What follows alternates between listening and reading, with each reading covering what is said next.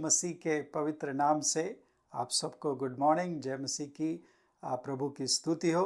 और आज आपके साथ में एक बार फिर से ये वचन बांटने के लिए, मनन करने के लिए मौका दिया, उसके लिए मैं परमेश्वर का शुक्र करता हूँ। हम प्रकाशित वाक्य में 2 और 3 अध्याय में खुदावंद प्रभु यीशु मसीह के द्वारा से 7 कलीसियाओं को लिखे गए उन खतों पर इन दिनों मनन कर रहे हैं। और वो जैसे इन कलीसियाओं के लिए लिखे गए थे वो हमारे लिए भी हैं। तो आज के मनन के लिए इफिसियों की कलीसिया को लिखे गए खत के आखिरी 2 वाक्यों पर आज मनन करेंगे। 2 अध्याय प्रकाशित वाक्य, उसका 6 और 7 पद में यूं लिखा है, पर हाँ, तुझ में यह बात तो है कि तू निकोलियों के कामों से घृणा करता है, जिससे मैं भी घृणा करता हूं। प्रभु कहते हैं, जिसके कान हो वह सुन ले कि आत्मा कलीसियाओं से क्या कहता है। जो जय पाए, मैं उसे उस जीवन के पेड़ में से जो परमेश्वर के स्वर्ग लोक में है फल खाने को दूंगा। तो देखिए 2-3 बातें हैं इस 6 और 7वें पद में जो आज हम पाते हैं दूसरे अध्याय के। पहली बात तो प्रभु यीशु मसीह ने कहा कि मैं तेरी प्रशंसा करता हूं इफिसुस की कलीसिया को कि तू निकोलियों के कामों से घृणा करता है। तो ये निकोलियों के काम क्या थे और निकोलियों कौन थे, हमें ज़्यादा इस विषय में मालूम नहीं है, क्योंकि ये शब्द केवल इसमें और एक आगे परगुमम की कलीसिया को जो खत लिखा था उसमें इस्तेमाल किया गया है। उसके अलावा और कहीं पर बाइबल में इस शब्द का जिक्र नहीं है। लेकिन मैं ये विश्वास करता हूँ कि ये एक ऐसा ग्रुप था जो एक व्यक्ति के द्वारा से स्टार्ट किया गया था, जिसने धर्म और धार्मिक व्यवस्था को मसीहत में प्रभु यीशु मसीह के जीवन में जो अनंत जीवन देने आए थे और एक कलीसिया स्थापित करने आए थे, वो एक साधारण सी कलीसिया थी जो प्रभु यीशु मसीह के बुलाए हुए होकर के उसके पीछे चलने वाले और जो कहा था उसको वो करने वाले लोग थे। उसमें सब कोई बराबर थे। लेकिन निकोलियों के नाम के ग्रुप ने एक डिवीज़न तैयार कर दिया था और ऐसी शिक्षा देते थे कि 2 तरीके के लोग हैं, एक तो क्लर्जी और दूसरा लेटी। एक तो वो जो सब कुछ जानते हैं, प्रोफेशनल्स हैं और केवल वही सेवा कर सकते हैं, वही सब कुछ कर सकते हैं, वही बपतिस्मा दे सकते हैं, वही प्रभु भोज दे सकते हैं और वही सारे काम कलीसिया के कर सकते हैं, उनको हम क्लर्जी कहेंगे। और जो लेटी हैं उनका कुछ काम नहीं, वो आएँ अपने चर्च की प्यूज गर्म करें और जाएं बस, और पैसा अपना देते रहें। ये डिवीज़न, ये धर्म है, ये धार्मिकता है जिसको खुदावंद के कलीसिया में निकोलाइटन्स के लोग लाए थे। और उनको प्रभु यीशु मसीह कहते हैं कि मैं उनसे घृणा करता हूं और तुम भी, ये कलीसिया भी उनसे घृणा करती थी। तो मेरे प्रियो, प्रभु यीशु मसीह का कोई धर्म स्थापित करने का कोई इरादा नहीं था। यीशु मसीह एक यहूदी थे, उस समय का बहुत बढ़िया धर्म था, उसमें सारी चीज़ें थी और प्रभु ने चाहते तो वो एक दूसरा धर्म स्थापित कर सकते थे। ऐसा नहीं किया उन्होंने। वो अंतिम समय तक यहूदी ही रहे, लेकिन उन्होंने एक रास्ता तैयार किया। और वो धर्म नहीं, मसीहत कोई धर्म नहीं, ईसाइयत कोई धर्म नहीं, क्रिश्चियनिटी कोई धर्म नहीं, लेकिन एक जीने का तरीका है। प्रभु यीशु मसीह के साथ कदम से कदम मिलाकर चलने का तरीका है, बस और कुछ नहीं। उसको धर्म और धर्म के सारे आडंबरों से, धर्म की सारी रीति रिवाजों से भर दिया गया, ये निकोलाइटन के ग्रुप के द्वारा से, जिसको प्रभु घृणा करते थे। इसी को बाद में कैथोलिक चर्च ने ले लिया, इसी को बाद में प्रोटेस्टेंट चर्च ने ले लिया और उसको क्लर्जी के रूप में और लेटी के रूप में 2 अलग अलग तरीके के लोग बना दिए। ये कलीसिया का तरीका नहीं है, मसीह की कलीसिया का तरीका नहीं है। उससे प्रभु घृणा करते थे, उससे ये कलीसिया घृणा करती थी। उसकी प्रशंसा खुद प्रभु यीशु मसीह ने उनसे करी।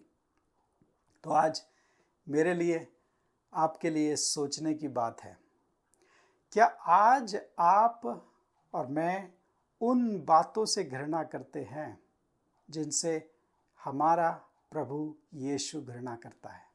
क्या आप उन लोगों से, उन रीति रिवाजों से, उन धार्मिक आडंबरों से, धार्मिक परंपराओं से और जो डिवीज़न है चर्च में कि ये लेटी है, ये क्लर्जी है, ये यही काम कर सकता है, वो दूसरा दूसरी काम कर सकता है, वही बपतिस्मा दे सकते हैं, वही प्रभु भोज दे सकते हैं और वही सारा मिशनरी वर्क कर सकते हैं, वही प्रचार का काम करेंगे, और हम तो लेटी है, हमारा कुछ नहीं है, और हम तो बस आएंगे कलीसिया में अपने प्यूज़ में बैठेंगे और एक चेक काट के दे देंगे चर्च को और हमारा काम पूरा हो गया। मेरे प्रियो, प्रभु की कलीसिया ऐसे नहीं चलती है। ये प्रभु यीशु मसीह उससे घृणा करते थे।